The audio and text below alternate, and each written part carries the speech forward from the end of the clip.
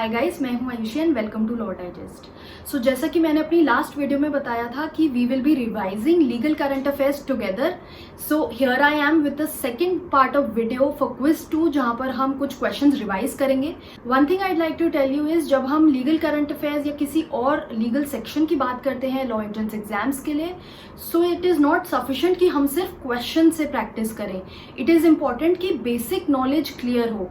So for that, for legal current affairs, in order to get all that knowledge, you can get it through newspapers, you can log on to various legal websites, or you can subscribe to online courses. इससे आपकी legal knowledge enhance होगी and it will help you in the exams. तो चलिए इसी note के साथ इस video को शुरू करते हैं। सो स्टार्ट करते हैं विद क्विज 2, जहां हम डिस्कस करेंगे next 10 questions. But before that, BJP MP moved a private members resolution to seek removal of which word from the preamble, socialist, secular, democratic या इंटेग्रिटी। तो एक बीजेपी एमपी ने private member resolution move किया है। Private member resolution क्या होता है ये आपको पता होना चाहिए। कौन सा बीजेपी एमपी है जिसने ये रेजोल्यूशन मूव किया था ये भी आपको पता होना चाहिए। ये सारी चीजें ऑलरेडी हमने कवर करी हुई हैं अपने course on legal current affairs में, जो हमारी वेबसाइट पे अवेलेबल है। Now the answer to this question is option A, that is socialist. He feels that this term is redundant now, अब इसका कोई यूज नहीं रह गया है, तो इसलिए इस टर्म को हटा देना चाहिए। नेक्स्ट चलते हैं क्वेश्चन 3 पे।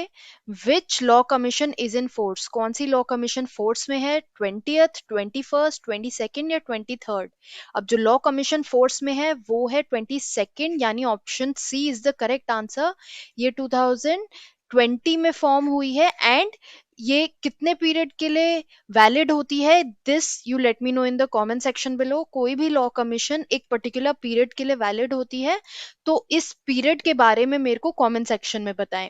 Let's see the next question. Persons disobeying regulations under the Epidemic Diseases Act shall be made punishable under which of the following? तो अगर कोई इंसान एपिडेमिक डिजीजेस एक्ट के जो रेगुलेशंस है उनको डिसोबे करता है तो वो कौन से इनमें से कौन से सेक्शन में पनिशेबल होगा? 269 आईपीसी, 270 आईपीसी, 188 आईपीसी या 268 आईपीसी? वो पनिशेबल है under section 188 of the IPC. C is the correct answer, जहां पर ये बोला जाता है कि अगर कोई भी पब्लिक सर्वेंट के ऑर्डर्स को डिसोबे किया जाता है तो उसके लिए पनिशमेंट दी जाएगी under section 188 of the IPC. ये जो बाकी सेक्शंस हैं, this I have discussed a lot of times with you in various videos in my material also. Do let me know in the comment section ये किस चीज से related है अभी के टाइम में, कोरोना वायरस के टाइम में। This is very applicable. तो ये सेक्शंस किस बारे में है, do let me know. Next चलते हैं क्वेश्चन 5 पे। An ex supreme court staff made allegations of sexual harassment against which of the following जजेस? इनमें से कौन से जजेस के अगेंस्ट सुप्रीम कोर्ट स्टाफ ने सेक्सुअल हरासमेंट का चार्ज लगाया था, क्या एलिगेशंस लगाए थे? Justice Arun Mishra, justice S A Bobde, justice Ranjan Gogoi या जस्टिस मदान लोकर?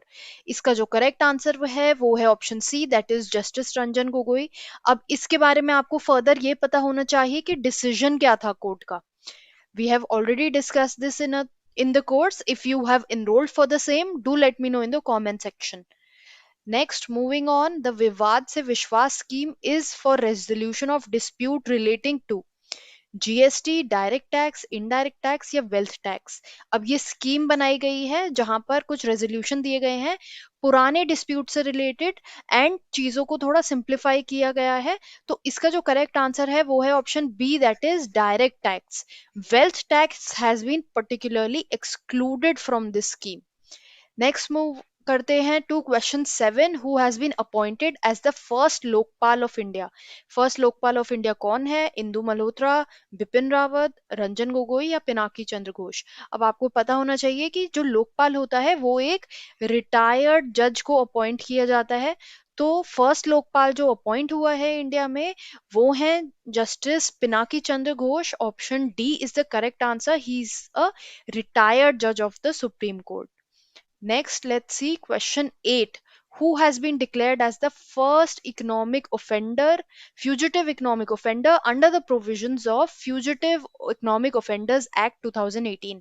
अब आपको ये पता होना चाहिए कि ये एक्ट क्या है, क्यों आया है, इसके क्या प्रोविजंस हैं, and first fugitive economic offender इस एक्ट के अंदर कौन डिक्लेयर किया गया है, नीरव मोदी, मेहुल चौकसी, विजय माल्या या Jatin Mehta. So as we know कि ये लोग So as we know, all these people are facing NPA. ये सब NPA बन गए हैं and they have fled. And जो first fugitive economic offender declare किया गया है वो है option C, that is Vijay Mallya.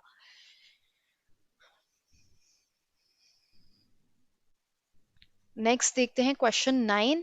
In which of the following cases section 87 of the arbitration and conciliation act was held to be violative of article 14। तो ये हमें कुछ केस लॉज दिए हैं रिसेंट जहां पे हमें बताना है कि सेक्शन 87 किस किस केस में वायलेटिव माना गया है of article 14। So in options में अगर हम देखें तो option B is the correct answer, जो है Hindustan construction company limited versus union of India.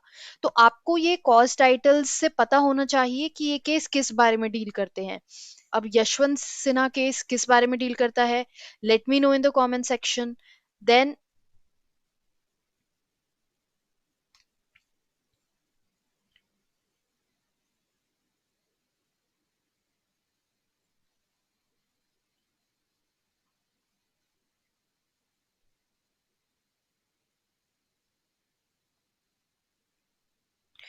Indore development authority case बात करता है लैंड एक्विजिशन के बारे में, and M Siddiq through his LRs ये बात करता है अयोध्या डिस्प्यूट केस के बारे में।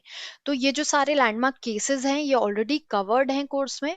आप अपनी तरफ से भी इंटरनेट पर जाके देख सकते हैं कि लैंडमार्क जजमेंट्स 2019 और 2020 की क्या रही हैं। चलिए नेक्स्ट देखते हैं final question 10। Recently the supreme court cancelled the registration of which group under the real estate regulation and development act 2016, जिसे हम रेरा के नाम से भी जानते हैं। तो किस बिल्डर का इसके अंडर कैंसिलेशन रजिस्ट्रेशन कैंसिल हुआ है, गौर, जेपी, अम्रपाली या बिरला? इसका जो करेक्ट आंसर है वो है option C, that is Amrapali. अब ये किस जजमेंट में आया था ये भी आपको पता होना चाहिए।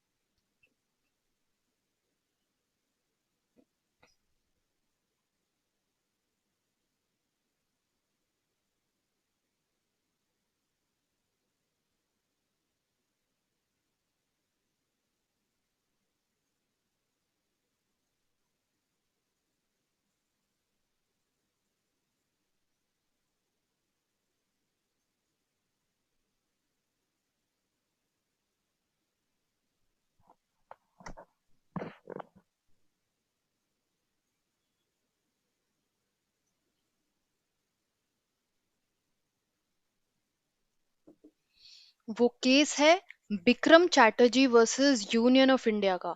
सो इसी के साथ ये वीडियो हमारा खत्म होता है। In case you have any doubts और queries, do let me know in the comment section below.